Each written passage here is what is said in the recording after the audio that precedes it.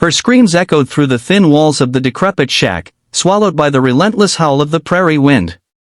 Every day, the crack of a belt against Clara's frail body marked the rhythm of her existence, punishment for being too sick to work. Her stepfather's voice, thick with whiskey and rage, would bellow, "You're nothing but a burden," as he loomed over her, his shadow a daily reminder of her worthlessness. At 19, Clara's world was a cage of pain and despair, her body bruised, her spirit nearly broken. But in the vast emptiness of the Nebraska plains in 1883, a chance encounter with a lonely cowboy named Eli would unravel her chains and rewrite her story. Clara had been sick since childhood, her lungs weak from bouts of fever that left her breathless and trembling. Her mother, before passing, had shielded her from the worst of her stepfather Amos's cruelty. But after her mother's death, Amos's disdain grew into violence. He ran a small, failing farm, and Clara's inability to haul water or tend crops fueled his resentment. Each morning, he'd drag her from her cot, demanding she work despite her coughing fits.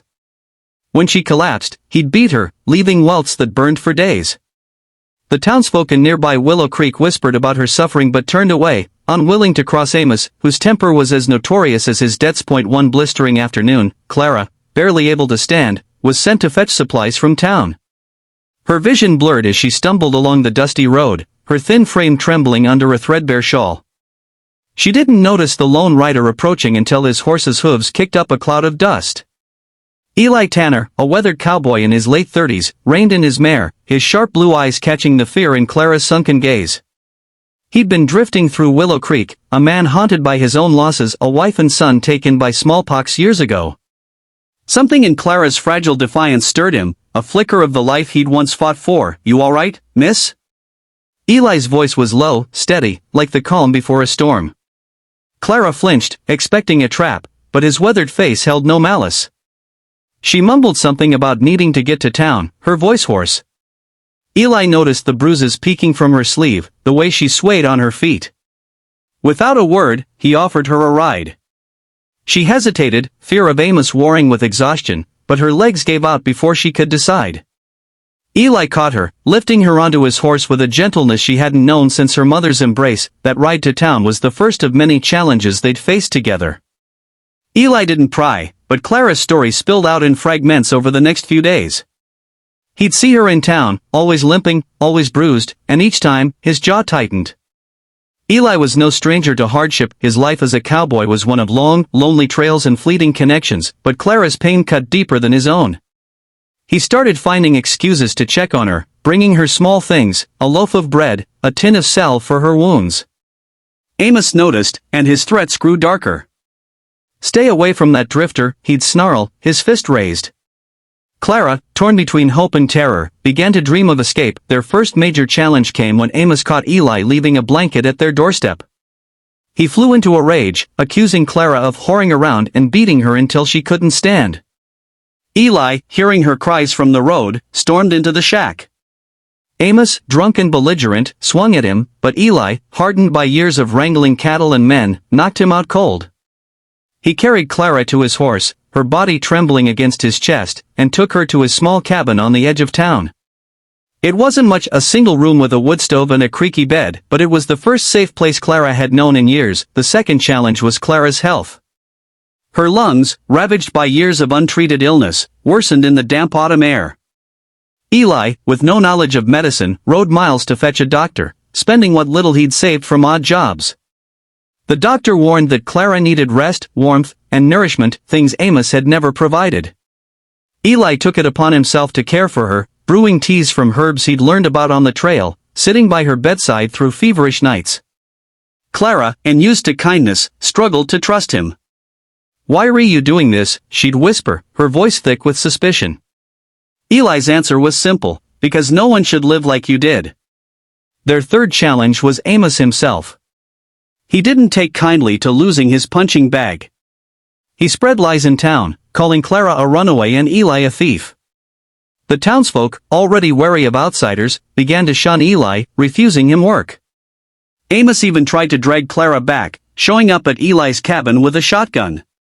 But Eli stood firm, his own revolver steady, his voice cold as iron. "You touch her again, and you're a dead man." Amos backed off, but his threats lingered, a shadow over their fragile peace. Clara's recovery was slow, and with it came their fourth challenge, her fear of being a burden. She'd wake from nightmares, sobbing that she was useless, that Eli would tire of her. He'd sit with her, his calloused hand holding hers, telling her stories of the open range to calm her. Over time, Clara began to heal, not just in body but in spirit. She learned to cook simple meals, her hands steadier each day.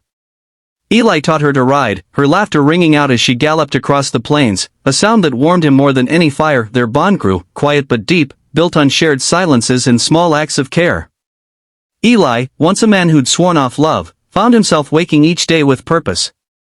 Clara, who'd forgotten what hope felt like, began to see a future beyond survival.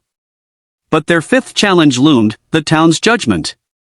Gossip painted Clara as a fallen woman and Eli as a fool. When they attended a barn dance together, Clara in a borrowed dress, whispers followed them. Eli, undeterred, took her hand and led her to the floor, his steady gaze daring anyone to speak. That night, Clara felt seen, not as a victim, but as a woman with a spark worth kindling. The final challenge came in winter, when Amos, desperate and broke, set fire to Eli's barn, hoping to drive them out. The blaze destroyed their supplies, leaving them with nothing as snow buried the plains. Clara, now stronger, refused to let despair win. She rallied Eli, and together they rebuilt, bartering with sympathetic neighbors and working side by side. The fire had taken their barn, but it forged something stronger, a partnership rooted in resilience. By spring, Clara was no longer the broken girl Eli had found. She worked the land with him, her laughter a melody in the fields.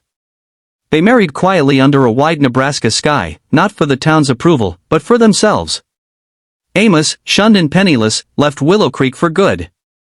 The townsfolk, seeing Clara's strength and Eli's devotion, began to soften, some even offering apologies. Clara and Eli's story spread beyond Willow Creek, a tale of two souls who found each other in the ashes of pain. Their life wasn't easy, farming was hard, and Clara's health would always be fragile, but they faced it together, their love a quiet rebellion against a world that had tried to break them. For every American watching this story unfold on a screen, the message is clear. No matter how deep the wounds or how heavy the odds, kindness and courage can carve a path to healing. Clara and Eli didn't just survive, they built a life that proved even the most broken hearts can mend, given a chance to beat free.